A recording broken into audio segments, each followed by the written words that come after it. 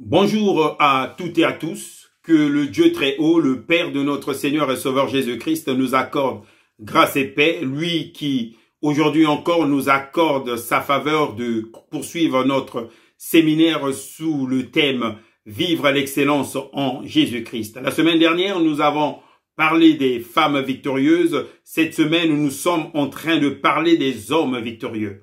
D'ailleurs, hier, le pasteur Jean-Baptiste a introduit cette semaine des hommes victorieux par un message béni. Et aujourd'hui, avec la grâce de Dieu, je vais essayer de faire la suite. Mais avant toute chose, j'aimerais nous inviter à nous joindre ensemble afin de confier ces moments entre les mains de celui qui est l'auteur de cette rencontre. Prions. Seigneur de gloire, Dieu puissant et grand, nous voulons te rendre toute la gloire, te bénir pour cette opportunité que tu nous accordes. Nous te disons merci pour ta parole que tu vas libérer cet après-midi. Merci pour le Saint-Esprit qui va nous conduire dans toute la vérité. Nous nous levons contre tout ce qui n'est pas de toi, qui cherchera cet après-midi à s'opposer à ta parole, mais aussi à nous empêcher à saisir la pensée que tu as pour nos âmes cet après-midi. Merci, merci, merci pour toutes choses. Reçois toute la gloire. Dans le nom de Jésus, nous avons ainsi prié. Amen. Alors, les textes qui vont nous servir de base par rapport à notre exhortation cet après-midi se trouvent dans le livre de Job. Dans le premier chapitre du livre de Job, on lira du verset 6 au verset 12e. Nous lirons aussi dans le deuxième chapitre de Job, du verset 1er au verset 6e. Je vais lire. Un jour, les fils de Dieu vinrent se présenter devant l'Éternel, et Satan vint aussi au milieu d'eux. L'Éternel dit à Satan, « D'où viens-tu » Satan répondit à l'Éternel, « De parcourir la terre et de m'y promener. » L'Éternel dit à Satan, « As-tu remarqué mon serviteur Job? Il n'y a personne comme lui sur la terre. C'est un homme intègre et droit. Il craint Dieu et se détourne du mal. » Satan répondit à l'Éternel, « Est-ce de façon désintéressée que Job craint Dieu? Ne l'as-tu pas entouré de ta protection, lui, sa famille et tout ce qui lui appartient? Tu as béni le travail de ses mains et ses troupeaux couvrent le pays.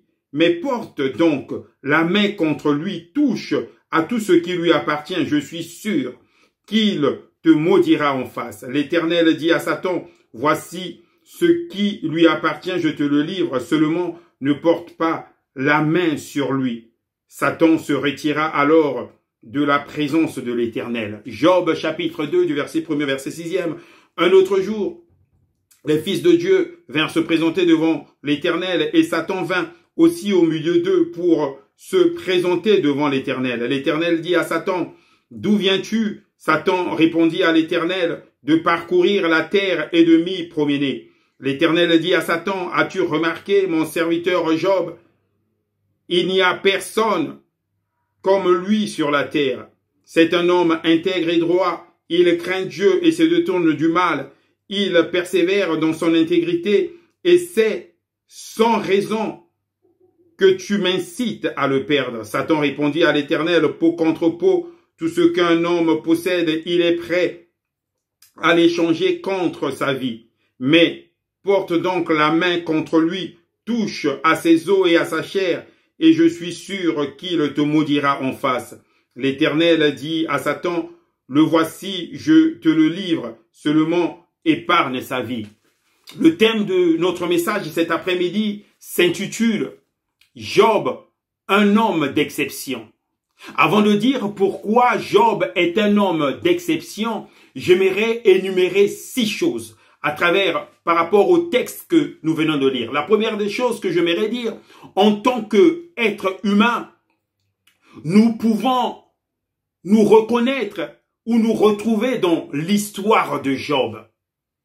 Parce que nous avons peut-être eu dans le passé à connaître des souffrances, à vivre des souffrances. Peut-être que nous vivons actuellement aussi les souffrances ou dans l'avenir nous sommes appelés à vivre les souffrances. Nous les vivrons à des degrés différents, certes. Mais la souffrance, c'est quelque chose qui est inhérent à l'homme depuis la chute de l'homme dans le jardin d'Éden. La deuxième des choses que je voudrais dire, la souffrance n'est pas forcément la conséquence de notre faute, de notre péché ou de nos actes. La preuve en est avec Job, qui était un homme intègre, qui marchait dans la crainte de Dieu, qui se conduisait avec vraiment respect de la parole de Dieu. Des situations compliquées, difficiles, de souffrance lui sont arrivées. La troisième des choses que je voudrais dire, que les souffrances peuvent aussi nous arriver parce que nous nous sommes mal conduits. Oui, on a fait des choses qui ne sont pas conformes à la parole de Dieu et nous subissons la conséquence de nos souffrances. Nous subissons la conséquence de nos actes. Nous subissons la conséquence de nos pratiques. La quatrième des choses que je voudrais dire, ce n'est pas parce qu'on ne souffre pas qu'on est meilleur que les autres. Voilà que les gens sont venus voir Jésus pour lui parler de ce qui est arrivé à la tour de Siloé. Il y a eu des gens qui sont morts et le Seigneur leur dit, pensez-vous que les Galiléens qui sont morts, ils étaient plus pécheurs que vous parce qu'ils ont subi ce sort? Ce n'est pas parce qu'ils ont subi le sort qu'ils sont mauvais. La cinquième que je voulais dire, que nous pouvons aussi souffrir à cause de notre statut de chrétien. D'ailleurs, dans ce cas, quand nous souffrons à cause de notre statut de chrétien, la Bible dit que c'est une grâce. Paul écrit aux Philippiens, au chapitre 1er, au verset 19, il dit, chapitre 1er, au verset 29, il dit, en effet, il nous a été fait la grâce, non seulement de croire en Jésus-Christ, mais encore de souffrir pour lui. Il nous a été fait la grâce, non seulement de croire en Jésus-Christ, mais aussi de souffrir pour lui. La souffrance compte. Ça nous arrive parce que nous sommes chrétiens. Nous devons considérer cela comme une grâce.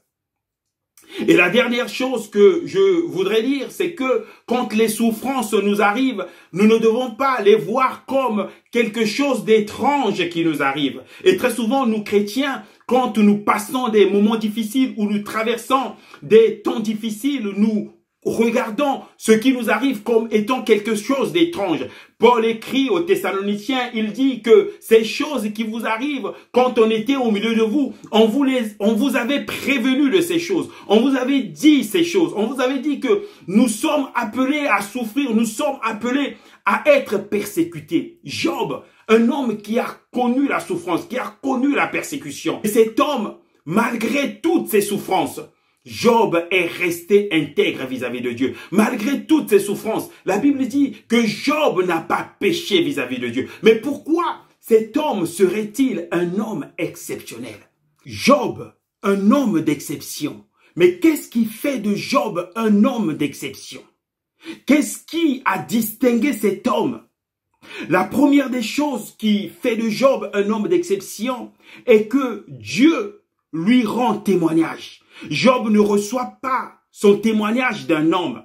C'est bien de recevoir son témoignage d'un homme. Mais Job reçoit son témoignage directement de Dieu. Dieu dit à Satan qu'il n'y a personne de pareil sur la terre qui soit semblable à Job.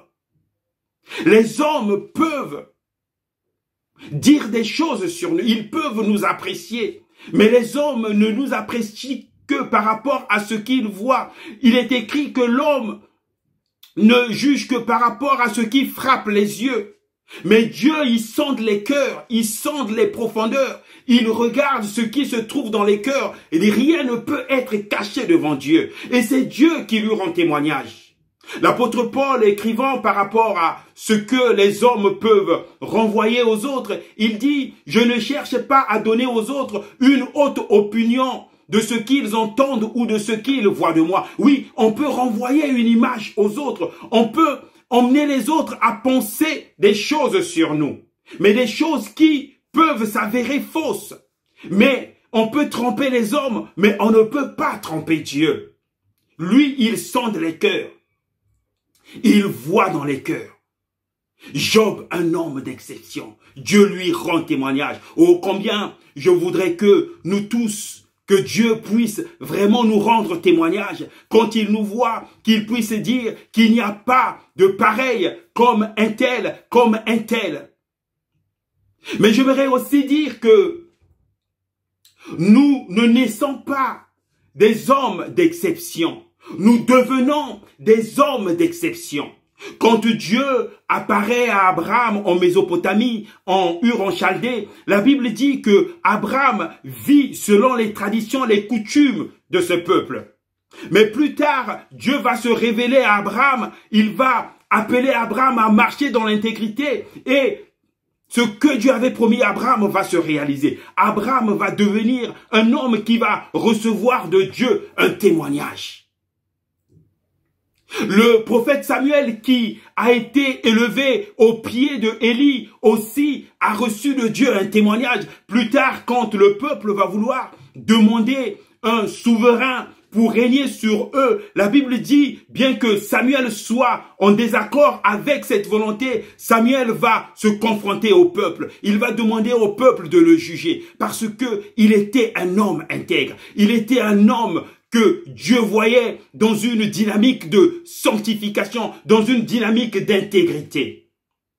La Bible nous parle aussi de Moïse, élevé selon la sagesse égyptienne, mais plus tard, il va devenir ce grand homme que Dieu va rendre témoignage. Quand Myriam et les autres ont contesté Moïse, dans le livre de Nombres au chapitre 12, on va lire du 6e au 8e verset, il est écrit: et il dit, écoutez bien mes paroles, lorsqu'il y aura parmi vous un prophète, c'est dans une vision que moi, l'Éternel, je me révélerai à lui. C'est dans un rêve que je lui parlerai. Ce n'est pas le cas avec mon serviteur Moïse.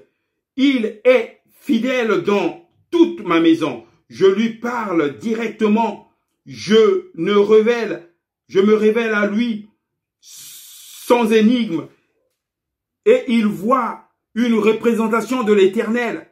Comment se fait-il que vous n'ayez pas eu peur de parler contre mon serviteur? Dieu rend témoignage à Moïse. Il dit, Moïse, quand je lui parle, ce n'est pas par des visions ou par des rêves, parce que à mes yeux, il est important, parce que à mes yeux, Moïse a de la valeur.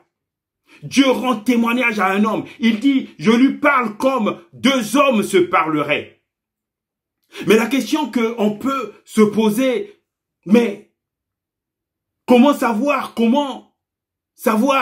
que Dieu nous rend témoignage? Comment savoir que Dieu nous rend témoignage? Lisons ensemble dans le livre de Jean au chapitre 10, du verset 24 au verset 25. Il est écrit, les Juifs l'entourèrent et lui dirent, jusqu'à quand nous laisserais-tu dans l'incertitude? Et si tu es le Messie, dis-le-nous franchement. Jésus leur répondit, je vous l'ai dit, et vous ne le croyez pas. Les œuvres que je fais au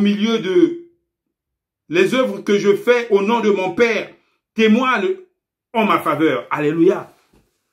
Les œuvres que Dieu réalise dans nos vies, ce sont ces œuvres-là qui témoignent que Dieu nous rend témoignage. Tes œuvres sont-elles des œuvres que Dieu agrée? Ta façon de marcher est-elle la façon que Dieu approuve? Recevoir le témoignage de la part de Dieu, c'est la chose la plus importante. Bien que nous aimerions recevoir le témoignage des hommes et des femmes qui nous entourent, c'est quelque chose de bien. Mais ce qui est plus important, ce qui est mieux, c'est que Dieu puisse nous rendre témoignage. Que Dieu approuve nos voix. Que Dieu parle de nous comme il a parlé de Job. Quand Dieu nous voit, est-ce qu'il peut nous rendre ce témoignage? Quand Dieu nous observe, est-ce qu'il peut nous rendre ce témoignage? La deuxième chose qui fait de Job un homme d'exception était que Job était connu de Dieu. Très souvent, nous sommes connus des hommes. Le plus important, ce n'est pas d'être connu par des hommes. Le plus important, c'est d'être connu par Dieu. Sommes-nous connus par Dieu? C'est ce qui est le plus important. Dans le livre des Actes des Apôtres, au chapitre 9, au verset 10 à 15, je vais lire au nom de Jésus. Alors, il y avait à Damas un disciple du nom d'Ananias. Le Seigneur lui dit, dans une vision, Ananias. Il répondit, me voici, Seigneur. Le Seigneur lui dit alors, lève-toi, va dans la rue qu'on appelle la droite et dans la maison de Judas. Demain, un dénommé Saoul de Tarse, en effet, il prit, il a vu une vision, un homme appelé Ananias entrer et poser la main sur lui afin qu'il retrouve la vue. Ananias répondit, Seigneur, j'ai appris de beaucoup tout le mal que cet homme a fait à tes saints à Jérusalem. Et ici, il a plein pouvoir de la part des chefs, des prêtres, pour arrêter tous ceux qui font appel à toi. Mais le Seigneur lui dit, vas-y, car cet homme est un instrument que j'ai choisi pour faire connaître mon nom aux non-juifs, aux rois et aux Israélites. La Bible dit que Dieu connaissait Ananias. Il va donner l'instruction à Ananias. Et Ananias prit de panique par rapport à la réputation de l'apôtre Pierre, de l'apôtre Paul. Ananias va répondre à Dieu que cet homme est ici pour lier les chrétiens et les emmener à Jérusalem. Mais Dieu dit à Ananias que ce Paul-là, je le connais. Est-ce que Dieu peut t'appeler par ton nom? Est-ce que Dieu te connaît? Être connu par Dieu, c'est le plus important. Quand le patriarche Abraham se retrouve à Guérar, la Bible dit que le roi de Guérar va prendre la femme d'Abraham. Mais regardez ce qui est écrit dans ce texte de Genèse 20, du verset 1er au verset 7. La Bible dit que, alors au verset 3, alors Dieu apparut à Abimelech dans un rêve pendant la nuit et lui dit, tu vas mourir à cause de la femme que tu as enlevée car elle est mariée. Abimelech, qui n'était pas encore approché d'elle, répondit, Seigneur, détruirais-tu même une nation juste? Ne m'a-t-il pas dit qu'elle était sa sœur? Et elle-même n'a-t-elle pas dit qu'elle était son frère? C'est avec un cœur intègre et des mains innocentes que j'ai agi. Dieu lui dit dans son rêve, je sais, moi aussi, que tu as agi avec un cœur intègre, si bien que je t'ai moi-même empêché de pécher contre moi. Voilà pourquoi je n'ai pas permis que tu la touches. Maintenant, rends la femme de cet homme, car c'est un prophète, et il priera pour toi et tu vivras. La Bible dit que Dieu rend témoignage à Abraham. Il dit à Abimelech que Abraham, cet homme à qui tu as pris la femme, c'est un prophète. Dieu connaissait Abraham. Est-ce que Dieu connaît ton ministère? Est-ce que Dieu connaît ton service dans sa communauté, dans son assemblée? Nous devons rechercher que Dieu nous connaisse. La troisième chose qu'on peut citer qui fait de Job un homme d'exception était que Dieu croyait en Job. À 2 reprises, Dieu a parié sur Job. À 2 reprises aussi, Satan a parié sur Job. Satan a parié parce que la souffrance peut modifier notre façon de percevoir Dieu. Il croyait que dans la souffrance, Job pouvait renier Dieu. Il croyait aussi que Job servait Dieu parce que Dieu l'avait tellement protégé. Il en avait la certitude, la quasi-certitude. Quand il vient voir Dieu pour accuser Job, il dit que si il est intègre, si il te craint, c'est simplement parce que tu l'as trop protégé, lui ainsi que toute sa famille. C'est aussi parce que tu as tellement béni les fruits de ses mains. Il est tellement dans l'abondance. Voilà pourquoi il te craint. Voilà pourquoi il est dans l'intégrité. Mais aussi parce que tu as béni sa santé. D'ailleurs, quand nous regardons la femme de Job, quand Job va être frappé, il va perdre ses biens matériels. La première fois que les événements douloureux arrivent à Job, tant que Job avait sa santé, la femme était avec Job. Elle encourageait Job. Elle avait certainement l'espoir que les biens se sont dissipés, mais Job avait la matière grise pour rebondir. Il croyait que la possibilité, l'espoir était encore là. Parce que Job, c'était un businessman. Il savait comment faire pour s'enrichir encore. Ils avaient encore la capacité peut-être d'avoir d'autres enfants. Alors la femme était là. Mais quand la santé de Job fut touchée, la Bible dit que l'espoir va s'envoler. Parce que il n'y avait plus cet espoir que Job rebondisse. Il n'y avait plus cet espoir chez la femme. Alors la femme va appeler Job de maudire Dieu, de renier Dieu. Mais Job est resté intègre dans sa position. Job n'a pas renié Dieu parce que il était un homme convaincu. Il était un homme ferme dans ses décisions. Dieu croyait en Job. J'aimerais dire à quelqu'un que Dieu aussi croit en nous. La parabole des mines des talents nous apprend que la troisième personne à qui le Seigneur va remettre des talents, qui va aller les cacher et qui va, quand le maître revient, lui donner ce qu'on lui avait donné, le maître lui dit, mais pourquoi tu n'avais pas placé mes biens dans une banque? J'aurais récupéré les intérêts.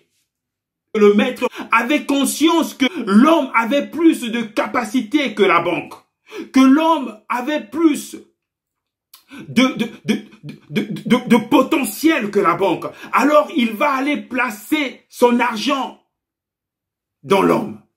Nous devons avoir cette conviction, nous armer de cette conviction que nous avons les potentiels, les capacités qui peuvent faire de nous des hommes et des femmes exceptionnels. D'ailleurs, Dieu ne se trompe pas quand il nous dit, mais qu'est-ce que vous faites dans vos vies? Ce que vous faites, les hommes ordinaires aussi le font.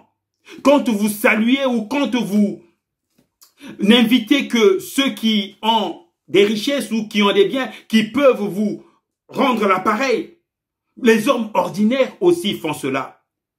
Mais nous devons aller dans l'extraordinaire. Et si Dieu nous demande d'être dans l'extraordinaire, parce que Dieu sait que nous avons la capacité d'y arriver. Dieu ne nous demanderait pas quelque chose qui soit au-delà de nos forces, au-delà de notre capacité. Si Dieu nous demande, c'est parce qu'il sait que nous avons la capacité, que nous avons le potentiel. Dieu croyait en Job. Voilà pourquoi il a permis à l'ennemi.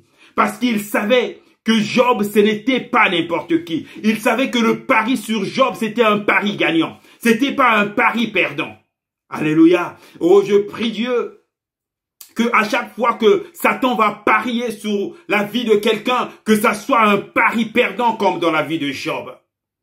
À chaque fois que Satan va parier sur ton affaire, que ça soit un pari perdant. À chaque fois que Satan va parier pour te ralentir dans ta marche, dans ta course, que ça soit un pari perdant. À chaque fois que Satan va parier pour t'empêcher à méditer la parole de Dieu, que ça soit un pari perdant. Parce que Dieu croit en toi. Parce que Dieu sait qui tu es. Il sait la capacité qu'il a placée en toi. La quatrième chose que nous pouvons dire que Job était un homme d'exception, Job était un homme sage et intelligent. À chaque fois que ses enfants organisaient des festins, la Bible dit que le lendemain, Job les appelait et les purifiait. C'était un homme prudent. C'était un homme sage. Il était le gardien de sa famille. Il était le gardien de ses enfants. Job était prudent, il haïssait le péché, il détestait le péché et il savait que dans des pareils moments, des choses désagréables pouvaient arriver qui pouvaient nuire à sa descendance. Oh, j'aimerais nous encourager à être les gardiens de nos frères, à veiller sur nos frères, à les assister. Comme Job, il détestait le péché. Il était un homme sage. La Bible dit que la crainte de l'Éternel, c'est ça la sagesse. Et la Bible dit que l'intelligence, c'est fuir le mal. C'est haïr le mal. Et Job était un homme sage. Un homme intelligent. Un homme qui prévoyait. Un homme qui savait se projeter. Un homme qui voulait marcher dans la justice, qui voulait marcher dans la sanctification, qui était perpétuellement dans la recherche de la sanctification. Un homme intègre et sage. Un homme qui sait parler. Un homme qui sait réfléchir. Un homme qui sait raisonner. Que Dieu nous aide à devenir ces hommes sages et intelligents. Telle est ma prière cet après-midi. Peut-être que nous avons manqué de sagesse. Que Dieu nous comble de sagesse. Que Dieu nous donne la sagesse, lui qui a donné à Salomon la sagesse. Que Dieu nous donne l'intelligence afin de pouvoir réduire le mal au silence. Afin de fuir le mal. L'apôtre Paul encourageant Timothée, mon enfant, fuis les passions de la jeunesse. Fuis les choses qui peuvent te freiner dans ta quête d'intelligence. Fuis les choses qui peuvent t'arrêter dans ta course. Des choses qui peuvent te refroidir. La volonté de Dieu est que nous devenions des hommes intelligents, des hommes sages. La cinquième chose, c'est que Job n'était pas un homme d'exception qu'en parole, mais il était aussi un homme d'exception en acte. Job a relevé des genoux qui pliaient, des personnes qui étaient, alléluia, au bord de la route. Il les a relevés, il les a tendu la main. Job, c'était quelqu'un qui assistait les pauvres, qui partageait son bien, qui vivait l'hospitalité. C'était un homme qui a toujours été une bénédiction pour son entourage. Il a toujours pratiqué la volonté de Dieu. Il a toujours recherché la volonté de Dieu. Il a toujours, alléluia, accompli les desseins de Dieu. Job, c'était un homme qui n'était pas un expert en parole. Aujourd'hui, nous voyons des hommes qui sont des experts en parole. Des hommes qui parlent bien, qui sont éloquents. Ils sont tellement éloquents qu'ils attirent, qu'ils drainent des foules derrière eux. Mais leurs paroles ne correspondent pas à leurs actes. Leurs paroles ne correspondent pas à leurs œuvres. Ne soyons pas ces experts de la parole, mais soyons ces experts de l'acte. Pierre écrit aux femmes, il dit, c'est par des actes, par des œuvres que vous pourriez gagner vos maris. Vous savez, les actes parlent mieux que les paroles. Devenons des experts en actes. La sixième et dernière chose que nous pouvons dire, c'était que Job était un homme qui était imprégné de l'amour de Dieu. Il était un homme d'exception par l'amour de Dieu. Il était rempli de l'amour de Dieu. Malgré toutes ses souffrances, malgré cette épreuve, ces épreuves douloureuses, Job ne s'est jamais détourné de Dieu. Job n'a jamais renié Dieu. Job est resté ferme dans sa foi. Il est resté ferme dans son amour. Il est resté ferme dans son espérance. Malgré les accusations de Satan, malgré les encouragements de son épouse à abandonner, à maudire Dieu, Job ne s'est jamais détourné de Dieu. Oh, je pense que dans le cœur de Job, il devait se dire, mais qu'est-ce qui me séparera de l'amour de Dieu? Dans le livre de Romains, au chapitre 8, du verset 35 au verset 39, Paul écrit ceci, il dit, qui nous séparera de l'amour du Christ? Serait-ce la détresse, l'angoisse, la persécution, la faim, le dénuement, le danger ou l'épée? De fait, il est écrit, c'est à cause de toi qu'on nous met à mort à longueur de journée, qu'on nous considère comme des brebis destinées à la boucherie. Au contraire, dans tout cela, nous sommes plus que vainqueurs grâce à celui qui nous a aimés. En effet, j'ai l'assurance que ni la mort, ni la vie, ni les anges, ni les dominations, ni les présents, ni l'avenir, ni les puissances, ni les hauteurs, ni les profondeurs, ni aucune autre créature ne pourra nous séparer de l'amour de Dieu, manifesté en Jésus-Christ notre Seigneur.